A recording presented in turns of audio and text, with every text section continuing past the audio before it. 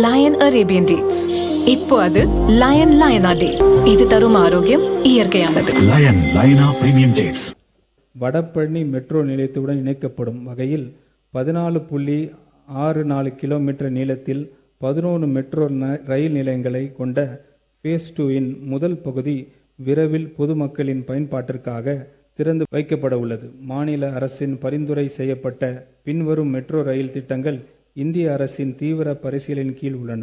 சென்னை விமான நிலையம் முதல் கிளம்பாக்கம் வரை, ஆவடி வழியாக கோயம்பேடு முதல் பட்டாபிராம் வரை, ஸ்ரீபெரும்புத்தூர் வழியாக பூந்தமல்லி முதல் சுங்காச்சத்திரம் வரை.